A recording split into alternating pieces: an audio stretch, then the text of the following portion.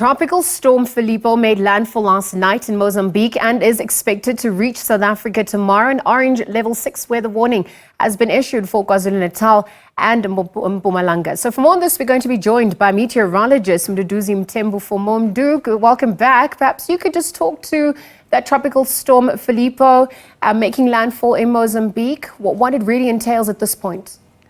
Thank you, Liesl. There is a tropical storm that made landfall last night over Mozambique, and as expected, heavy rainfall was seen in Mozambique, but mostly along the coast. There was storm surges and very strong and damaging winds, to such an extent that flights from South Africa to Mozambique have been cancelled.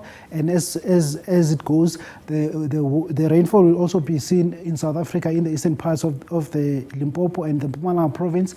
And as the storm moves further southwards into Maputo, we're expecting heavy rainfall that will lead to localized flooding in those areas. And then for KwaZulu-Natal as well, we are expecting heavy rainfall over Umkhanyakude district. There is a level 6 warning that is issued there already for tomorrow, where we're having an orange level 6 warning of rainfall that may lead to localized flooding over northern KZN. Also, in Nkomazi in the Mpumalanga province, there is also a chance of localized flooding there due to heavy rainfall associated with this tropical storm. What should people be looking out for? How do they better prepare given the regions affected from your vantage point?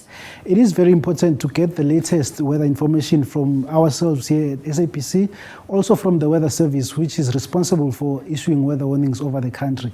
So obviously, if you're staying in low-lying areas, you are supposed to try and get high-lying areas. And if your house is close to rivers, you are encouraged to stay away from that, because if it does flood, you will be in serious trouble.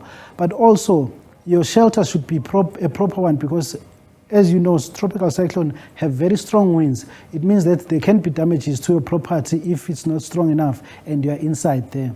Is this weather phenomenon normal at this time of the year? I mean, talk us through the reality of it, year in, year out.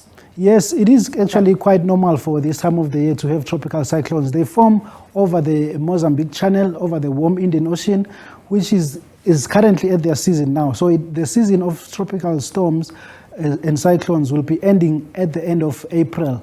So it starts later in the end of the last year and then goes on for about 6 months when the ocean water is still very warm. Currently, the ocean waters over the channel are still very warm, meaning we can still expect another cyclone. As you can see, as you know, that cyclones and storms are named according to their numbers. So each letter represents the number. This one is the 7th one. As you can see, it's called Filipo, meaning it's not the first and it's also possibly not the last, even though we are going towards the end of the cyclone season. Speaking about the difference in terminology, for those who are not privy, between a cyclone and a tropical storm, break that down for us. So it's actually a storm.